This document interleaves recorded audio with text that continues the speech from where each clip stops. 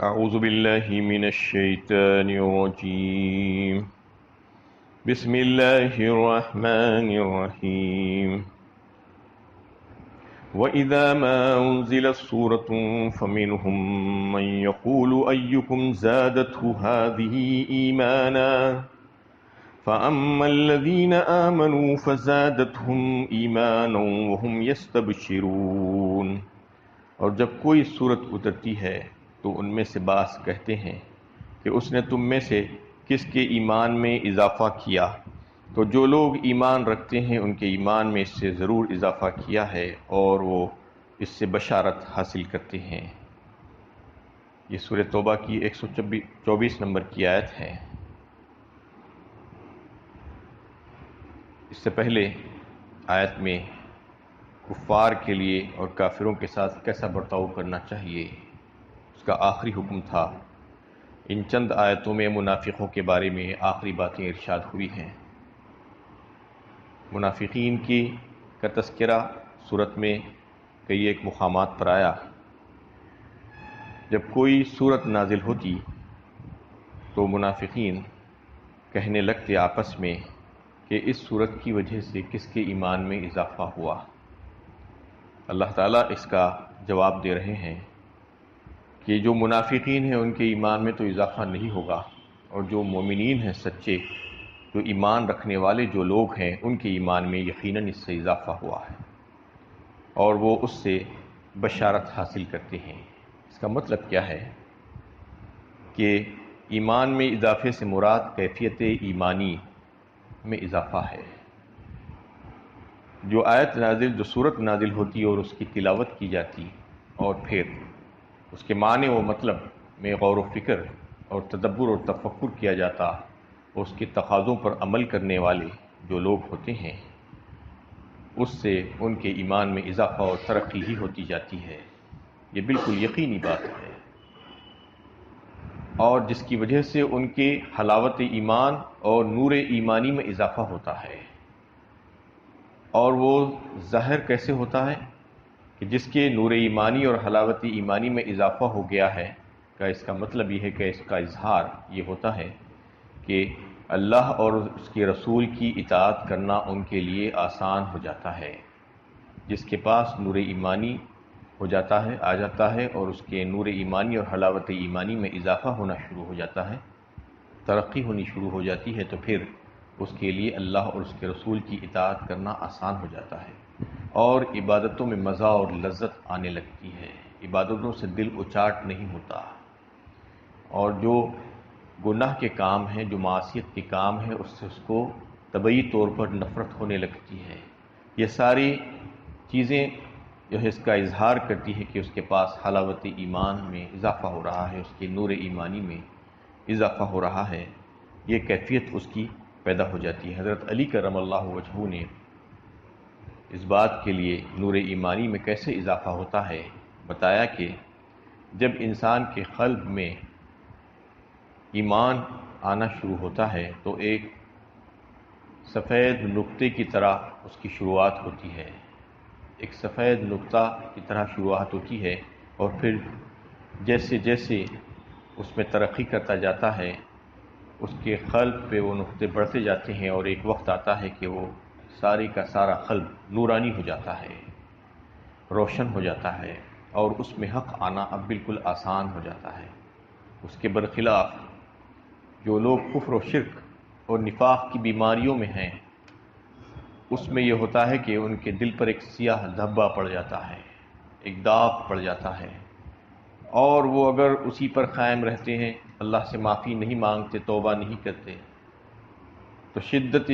کفر کی وجہ سے اور مزید سیاہ داغ اور دھبے ان کے قلب پر پڑنا شروع ہو جاتے ہیں، اور ایک وقت ایسا آتا ہے کہ ان کے سارے کا سارا قلب سیاہ ہو جاتا ہے، اب اس میں حق اندر جا نہیں سکتا۔ اسی کو سورہ مطففین میں جو فرمایا کلا بل ران علی قلوبہم ما کانوا یکسبون، وہ لوگوں کا دل زنگالود ہو جاتا ہے، یہ ان کے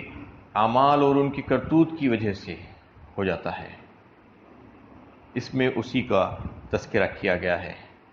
وَأَمَّا الَّذِينَ فِي قُلُوبِهِم مَّرَضٌ فَزَادَتْهُمْ رِجْسًا إِلَىٰ رِجْسِهِمْ وَمَاتُوا وَهُمْ كَافِرُونَ، لیکن جن لوگوں کے دلوں میں روگ ہے ان کی نجاست پر اس نے ایک اور نجاست کا اضافہ کر دیا، اور اس حال میں مرے کہ کافر تھے۔ یعنی جن کے دلوں میں بیماری ہے، جو منافق اور کافر ہیں، ان کو تو اس سے کوئی فائدہ نہیں ہوگا، کیونکہ ان کے پاس جو نجاست اور گندگی تھی وہ نجاست میں مزید اضافہ ہو گیا۔ ایک اور صورت کو انہوں نے ماننے سے انکار کر دیا۔ اس کا مطلب یہ ہے کہ مزید ایک گناہ میں اور اضافہ ان کے پاس، یعنی جن کے دلوں میں نفاق کا روگ تھا، جو خبث اور باطنی ان کے پاس تھا، یہ صورت ان کے مزید خبث میں اضافہ کر دی۔ جس شخص کی آنکھ ہی بیمار ہو، اس کو سورج کی روشنی کیا فائدہ دے سکتی ہے؟ سورج کی روشنی اس کو الٹا نقصان دے دے گی۔ یہ منافقین نہایت گھناؤنے مرض میں مبتلا ہونے کے باوجود اپنے آپ کو صحت مند خیال کرتے ہیں، اور جب ان کو اس کی طرف توجہ دلا دی جاتی ہے کہ تم بیمار ہو، اپنی اصلاح کرو، اپنے صحت مند ہونے کی فکر کرو، تو وہ دعویٰ کرتے ہیں کہ ہم بیمار نہیں ہیں، ہم تو صحت مند ہیں۔ نتیجہ یہ ہے کہ وہ قرآن کے اس کے نسخے شفا ہونے کے باوجود بھی کوئی فائدہ نہیں اٹھا سکے، اس سے ان کے پاس کوئی جو ہے ایمان نہیں آ سکا، ایمان میں ان کے پاس کچھ بھی اضافہ نہیں ہو سکا۔ یا ایھا الناس قد جاءتکم موعظۃ من ربکم وشفاء لما فی الصدور وہدی ورحمۃ للمؤمنین، سورہ یونس 11ویں پارے میں اللہ تعالیٰ فرماتے ہیں کہ اے لوگو، تمہارے پاس یہ آ چکا ہے، قد جاءتکم موعظۃ من ربکم، تمہارے رب کے پاس سے ایک نصیحت ہے، یعنی قرآن کریم، وہ جو ہے شفا ہے، دلوں کی بیماری کا، روگ کا علاج ہے اس میں، اور رحمت ہے مومنین کے لیے۔ لیکن جو منافقین ہیں، جن کے دل میں بیماری ہے، ان کے لیے شفا نہیں ہے، ان کے لیے رحمت نہیں ہے، ان کے لیے ہدایت نہیں ہے۔ ہدایت اور رحمت تو ان لوگوں کے لیے ہے جو اللہ تعالیٰ پر پکا ایمان رکھنے والے جو لوگ ہیں۔ اولا يرون انهم يفتنون في كل عام مرة او مرتين ثم لا يتوبون ولا هم يذكرون، کیا یہ دیکھتے نہیں کہ یہ ہر سال ایک یا دو مرتبہ آزمائش میں ڈالے جاتے ہیں، پھر بھی یہ ہے کہ نہ توبہ کرتے ہیں اور نہ سبق حاصل کرتے ہیں۔ ان کی شرارتوں، سرکشیوں، کفر اور نافرمانیوں کی وجہ سے اللہ تعالیٰ دنیا میں بھی ان کے اوپر عذاب نازل کرتے رہتے ہیں، اور ایسا ہمیشہ ہوتا رہتا ہے کہ وہ کچھ نہ کچھ آزمائشوں میں پڑتے ہی رہتے ہیں، کبھی جہاد کی شکل میں، کبھی قحط کی شکل میں، کبھی اور کوئی شکل میں ان کے اوپر یعنی عذاب آتا ہی رہتا ہے۔ یہ منافقوں کے دل ایسے سخت ہو گئے ہیں کہ انہیں توبہ کی توفیق ہی نصیب نہیں ہوتی۔ ان کی عقل چونکہ ماری گئی ہے، اس لیے کسی واقعہ اور کسی حادثے سے وہ سبق اور عبرت حاصل نہیں کرتے۔ وَإِذَا مَا أُنزِلَتْ سُورَةٌ نَظَرَ بَعْضُهُمْ إِلَىٰ بَعْضٍ هَلْ يَرَاكُم مِّنْ أَحَدٍ ثُمَّ انصَرَفُوا صَرَفَ اللَّهُ قُلُوبَهُم بِأَنَّهُمْ قَوْمٌ لَّا يَفْقَهُونَ۔ اور جب کوئی صورت نازل ہوتی ہے تو ایک دوسرے کی طرف دیکھنے لگتے ہیں کہ کوئی تم کو دیکھ تو نہیں رہا ہے، پھر چل دیتے ہیں۔ اللہ نے ان کے دل پھیر دیے، کیونکہ یہ ایسے لوگ ہیں جو سمجھتے نہیں ہیں۔ یعنی یہ منافقین کی طرف اللہ تعالیٰ اشارہ کر کے کہہ رہے ہیں کہ جب کوئی نئی صورت نازل ہوتی ہے جو منافقین کو بے نقاب کرنے والی ہے، تو ان کے منہ سے ہوائیاں اڑنے لگتی ہیں۔ وہ مجلس نبوی میں شریک ہوتے ہیں تو اپنے ساتھیوں کی طرف دیکھتے ہیں اور اشارہ کرتے ہوئے کہتے ہیں، اور اسی حال میں وہاں سے نکل کر چلے جاتے ہیں موقع پا کر۔ اسی حالت کی اللہ تعالیٰ نے اس آیت میں ان کی تصویر کو کھینچا ہے۔ لَقَدْ جَاءَكُمْ رَسُولٌ مِّنْ أَنفُسِكُمْ عَزِيزٌ عَلَيْهِ مَا عَنِتُّمْ حَرِيصٌ عَلَيْكُمْ بِالْمُؤْمِنِينَ رَءُوفٌ رَحِيمٌ۔ تمہارے پاس ایک رسول آ گیا ہے جو تم ہی میں سے ہے، تمہارا تکلیف میں پڑنا اس پر شاق ہے، وہ تمہاری بھلائی کا بڑا ہی خواہش مند ہے، اور ایمان لانے والوں کے لیے شفیق رحیم ہے۔ یہ آیت اور اس کے بعد کی آیت سورہ توبہ کی بالکل آخری آیتیں ہیں، اور یہ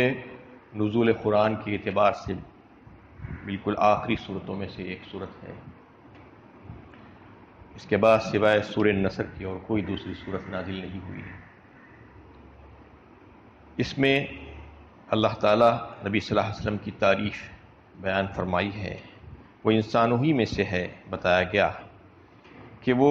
یہ الوداعی پیغام اس میں دیا گیا کہ رسول کی بعثت اگرچہ کہ اہل عرب کی طرف براہ راست ہوئی تھی، لیکن بالواسطہ آپ کی رسالت تا قیامت سارے انسانوں کے لیے ہے۔ آپ کی رسالت کوئی خاص قوم کے لیے یا کسی خاص خطے کے لیے یا کوئی خاص وقت کے لیے نہیں، جیسا کہ دیگر انبیاء کرام کی تھی۔ آپ صلی اللہ علیہ وسلم کو اللہ تعالیٰ نے قیامت تک رسول اور نبی بنا کر بھیجا، ساری انسانیت کے لیے، نہ صرف انسان بلکہ جنات کے لیے بھی۔ اور اس میں اس کا تذکرہ فرمایا کہ اصل میں آپ انسان ہیں، انسانوں میں سے ہے۔ لقد جاءکم رسول من انفسکم، جو کہا کہ تم ہی میں سے ہے، مطلب یہ ہے کہ تم جیسے انسان ہو وہ بھی انسان ہی ہیں، انسان ہی میں سے بھیجا گیا ہے، لیکن آپ صلی اللہ علیہ وسلم عرب میں پیدا ہوئے، آپ عرب ہے، تمام انسان بآسانی آپ سے مانوس ہو سکتے ہیں، کسی بھی قوم کو اس کے قریب ہونے میں اجنبیت نہیں محسوس ہونا چاہیے۔ رسول اللہ کا قاصد ہوتا ہے، اس لیے اس کے ساتھ اپنائیت برتنے میں ملک و قوم کی دیواریں حائل نہیں ہونا چاہیے۔ یہی وجہ تھی کہ وہ تمام انسانوں کے لیے ایک درد مند دل رکھتے تھے اور لوگوں کو ہلاکت سے بچانے کے لیے بے چین تھے۔ یہ تصور اس لیے سخت تکلیف دہ ہے کہ تم جہنم میں ابدی سزا بھگتنے کے لیے جھونک دیے جاؤ، یہ آپ کو کبھی بھی برداشت نہیں تھا۔ انتم حریص علیکم بالمؤمنین رؤوف الرحیم میں آپ صلی اللہ علیہ وسلم کے اوصاف اللہ تعالیٰ نے بیان فرمائے ہیں کہ وہ تمہارے لیے بھلائی کے خواہش مند ہیں، تمہارے ہمدرد ہیں، تمہارے خیر خواہ ہیں، تمہیں آگ سے بچانا چاہ رہے ہیں، تمہیں جہنم کے عذاب سے کھینچ کر واپس لانا چاہ رہے ہیں، تمہارے اوپر انتہائی شفیق، مہربان اور رحیم ہیں۔ کئی ایک مقامات پر اللہ تعالیٰ نے فرمایا، کیا تم اپنی جان کھو دو گے کہ اس وجہ سے کہ وہ لوگ ایمان نہیں لا رہے ہیں؟ اتنے مہربان اور اتنے شفیق رسول اللہ صلی اللہ علیہ وسلم اللہ تعالیٰ کی طرف سے ہمارے لیے بھیجے گئے تھے، ہم سب کے لیے، ساری انسانیت کے لیے رحمت للعالمین بنا کر سبوں کے لیے، اور خاص طور پر مسلمانوں کے لیے تو بڑے ہی شفیق اور مہربان، یعنی وہ انسانیت کے خیر خواہ ہیں اور چاہتے ہیں کہ تم بھلائی کی راہ اختیار کرو، اپنے دامن کو خیر سے بھر لو اور آخرت سے میں بامراد ہو جاؤ۔ اس لیے ایمان لانے والوں میں سب تھے، عربی بھی، عجمی بھی، ان سب کے حق میں پیغمبر شفیق اور مہربان حضرت صہیب رومی روم سے آئے اور آپ صلی اللہ علیہ وسلم کے ہاتھ پر ایمان لائے، حضرت سلمان فارسی فارس سے آ کر آپ صلی اللہ علیہ وسلم کے ساتھی بن گئے، بلال حبشی حبشہ سے آئے، سب نور نبوت کے پروانے تھے، یہ سب آپ کے چاہنے والے تھے، اور آپ کا فیض قومیت کے امتیاز کے بغیر تمام اہل ایمان کے لیے عام تھا۔ فَإِن تَوَلَّوْا فَقُلْ حَسْبِيَ اللَّهُ لَا إِلَٰهَ إِلَّا هُوَ عَلَيْهِ تَوَكَّلْتُ وَهُوَ رَبُّ الْعَرْشِ الْعَظِيمِ۔ اس پر بھی اگر یہ لوگ منہ پھیرتے ہیں تو ان سے کہہ دو کہ میرے لیے اللہ کافی ہے، اس کے سوا کوئی خدا نہیں، اسی پر میں نے بھروسہ کیا ہے، وہ عرش عظیم کا مالک ہے۔ یہ سب سے آخری آیت ہے سورۃ توبہ کی۔ اس میں فرمایا گیا کہ یہ شان کا رسول جو تمہاری طرف بھیجا گیا ہے، انتہائی مہربان تمہارے اوپر، شفیق اور تمہارا ہمدرد، وہ جو باتیں تمہارے لیے کہہ رہا ہے وہ تمہارے لیے سراسر رحمت ہے اور بہتری ہے، تمہارے لیے اس میں خیر ہے، لیکن اس کے باوجود بھی اگر تم اس کی قدر نہیں پہچانتے، اس پر ایمان لانے سے اگر انکار کرتے ہو، اس کا اعراض کرتے ہو، تو کہہ دیا گیا کہ فقل حسبی اللہ، کہہ دو اللہ تعالیٰ میرے لیے کافی ہے، لا الہ الا ہو، نہیں ہے کوئی معبود سوائے اللہ کے، علیہ توکلت، اور میں نے اپنے رب کے اوپر بھروسہ کیا ہے، اس پر میں بھروسہ کرتا ہوں، وہوا رب العرش العظیم، اور وہی ہے عرش عظیم کا مالک۔ مطلب یہ ہے کہ ساری کائنات اگر فرش ہے تو عرش اللہ تعالیٰ کا جو ہے اس کا اوپر ہے، وہ ساری کائنات کو گھیرے ہوئے ہے، محیط ہے وہ ساری کائنات پر، وہ عرش عظیم کا مالک یہاں پر کہہ کر بتا دیا گیا کہ وہ ساری کائنات اس کی نظروں میں ہے، اس نے اس کو احاطہ کیے ہوئے ہے۔ تو اس میں یہ بات واضح فرما دی گئی، اور یہ آخری آیت بھی توحید پر ختم ہو رہی ہے۔ سورت کی شروعات بھی توحید پر ہی ہوئی تھی۔ سورت کی شروعات میں یہ بات کو واضح کر دیا گیا تھا کہ برات، اظہار بیزارگی کا اعلان ان تمام کفار کے ساتھ جو مسلمانوں کے ساتھ معاہدات کیے تھے جو مختلف عرب کے قبائل سے اللہ کے نبی صلی اللہ علیہ وسلم نے معاہدے کیے تھے جنگ نہ کرنے کی، لیکن ان کی اسلام دشمنی کی وجہ سے انہوں نے جو ہے وہ معاہدات کو توڑا، اور وہ معاہدات کو توڑتے رہے مسلسل۔ لیکن ایک وقت آیا کہ یہ اعلان کر دیا گیا اور یہ چیلنج کر دیا گیا کہ اب اس کے بعد تم لوگوں سے سوائے اسلام کی اور کوئی چیز قبول نہیں کی جائے گی، اور تم سب سے قطع تعلق اور ان کفار اور منافقین کے ساتھ جہاد کا اعلان اور ان کی سرکوبی، ان کی سرکشیوں کو ختم کرنے کا اعلان کیا گیا۔ یہ صورت چونکہ بالکل نزول وحی کے اعتبار سے آخری صورتوں میں سے ایک صورت ہے جو سن 8 ہجری اور 9 ہجری میں اس کا نزول ہوا، یعنی صلح حدیبیہ اور پھر فتح مکہ اور پھر غزوہ تبوک کے موقع پر اس کی واپسی کے سفر میں کئی ایک آیتیں نازل ہوئی۔ یہ بالکل آخری مرحلہ تھا اسلام کی انقلابی جد و جہد میں جو داخل ہو رہا تھا، تو اب اس میں جو ہدایتیں اور رہنمائی کی ضرورت تھی مسلمانوں کو، اللہ تعالیٰ اس میں وہ ساری ہدایتیں اور رہنمائی دی ہیں، اور اس میں جو جو بھی احکامات آئے ہیں وہ بالکل آخری اور فائنل کنکلوڈنگ کہا جا سکتا ہے اس کو، کہ اب اس کے بعد کوئی مزید کوئی صورت نازل نہیں ہوئی سوائے سورہ النصر کے، اور اس میں سارے احکامات جو ہے دیے گئے مسلمانوں کو، جو بھی احکامات دیے گئے ہیں وہ کوئی بھی منسوخ نہیں ہے اس میں سے۔ اس میں جو ہے وہ بات واضح کر دی گئی کہ جب غزوہ تبوک کے موقع پر اللہ کے نبی صلی اللہ علیہ وسلم نے اعلان کیا تو مختلف گروہوں میں لوگ بٹ گئے تھے۔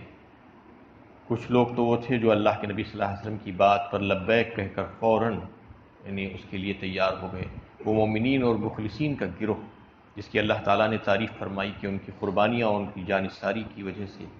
ان کو بہترین انعامات سے نوازا جائے گا اور ان کی ناقدری نہیں کی جائے گی۔ اور پھر کچھ منافقین تھے جن کا تذکرہ آیا، ان کے اوپر لعنت بھیجی گئی اور ان کے انجام بد کا تذکرہ کیا گیا، اور کہا گیا کہ ان کے مال اور ان کی اولاد تمہیں تعجب میں نہ ڈالے، کیونکہ انہی کے ذریعے سے اللہ تعالیٰ ان کو عذاب میں مبتلا کرنے والے ہیں، اور ان کی موت اسی کفر کی حالت میں ہوگی، کیونکہ انہوں نے مسلمانوں کو اور اسلام کو نقصان پہنچانے کی کوشش کی ہے۔ اس کی وجہ سے وہ اب ایمان نہیں لائیں گے، ان کے دل سخت کر دیے گئے ہیں، اور ان سے یہ صدقات کو قبول نہیں کیا جائے گا، اور اگر ان میں سے کوئی مرے حالت کفر میں تو ان کی قبر پر جا کر نہیں کھڑے ہونا اور ان کی نماز جنازہ نہیں پڑھنا، ان کے لیے مغفرت کی دعا کرنی جائز نہیں ہے۔ یہ سخت الفاظ ان کے لیے آئے۔ ان میں سے کچھ وہ لوگ بھی تھے جو مجبور اور محتاج تھے، جن کے پاس سواریاں نہیں تھیں، جو بیمار اور ضعیف تھے، ان کو اس سے مستثنیٰ کر دیا گیا کہ وہ لوگ شریک نہیں ہوئے، تو اللہ تعالیٰ ان کی پکڑ نہیں پکڑیں گے کیونکہ وہ مجبور تھے اور معذور تھے۔ کچھ لوگ وہ بھی تھے جو انہیں کسی عذر شرعی کے بغیر کوئی ایسا ان کے لیے عذر نہیں تھا، اس کے باوجود وہ انہیں اس جہاد میں شریک نہیں ہوئے۔ بہت ہی کم لوگ تھے، وہ 10 حضرات تھے، وہ مومنین مخلصین تھے، ان کے ایمان پر جو ہے انگلی نہیں اٹھائی جا سکتی، اخلاص پر، کیونکہ وہ جو ہے سستی اور کاہلی کی وجہ سے اس میں شریک نہیں ہوئے تھے۔ لیکن ان لوگوں کو اس بات کا احساس ہو گیا اور انہوں نے جھوٹ نہیں کہا منافقوں کی طرح، بلکہ فوراً آ کر رجوع ہوئے اور معافی مانگی، اور اس میں سے 7 حضرات نے تو جو ہے اپنے آپ کو مسجد نبوی شریف کے ستونوں سے باندھ لیا، حضرت ابو لبابہ رضی اللہ تعالیٰ اور ان کے ساتھیوں نے، تو اللہ تعالیٰ نے ان کی معافی فرمائی، ان کی توبہ قبول فرمائی، اور اس میں سے جو 3 حضرات تھے انہوں نے جو بعد میں اعتراف کیا تو پھر ان کی بھی معافی ہوئی، اور ان تمام کے لیے یہی کہا گیا کہ الذین اتبعوہ فی ساعۃ العسرۃ من بعد ما کاد یزیغ قلوب فریق منہم، یعنی اس مشکل وقت میں بھی ان تمام حضرات نے اللہ کے نبی صلی اللہ علیہ وسلم کا ساتھ دیا، ان کے ساتھ وفاداری کا ثبوت پیش کیا، تو اللہ تعالیٰ نے ان تمام کے قصوروں کو معاف فرما دیا، ان کو جو ہے ان کے لیے جو ہے اپنی رضا کا پروانہ دے دیا گیا۔ یہ تمام چیزیں بتائی گئی کہ وہ لوگ اس وجہ سے کہ انہوں نے سچ کہا تھا، منافقوں کی طرح انہوں نے جھوٹ نہیں کہا تھا، جھوٹ کا سہارا نہیں لیا تھا۔ یا ایھا الذین آمنوا اتقوا اللہ وکونوا مع الصادقین، آخری پیغام یہی ہے کہ اے ایمان والو ڈرو اللہ سے اور سچوں کے ساتھ رہو، سچ بولو ہمیشہ، سچ تمہارے لیے فائدہ بخش ہے، کیونکہ وہ حضرات نے سچ بولا تو اللہ تعالیٰ نے ان کی توبہ قبول فرمائی، ورنہ جنہوں نے جھوٹ بولا تھا جو منافقین وہ جہنم رسید ہوئے، ان کو توبہ کی توفیق بھی نہیں ہوئی۔ اس آیت کی بڑی فضیلت آئی ہے، حضرت ابو دردہ رضی اللہ تعالیٰ عنہ فرماتے ہیں کہ یہ 2 آیتیں آخری بڑی فضیلت والے ہیں، اس کو جو کوئی بھی صبح اور شام 7 مرتبہ پڑھ لے گا تو اللہ تعالیٰ اس کی تمام تکالیف اور پریشانیاں دور فرما دیں گے۔ اللہ تعالیٰ سے دعا ہے کہ ہمیں صحیح علم و عمل کی توفیق عطا فرمائے۔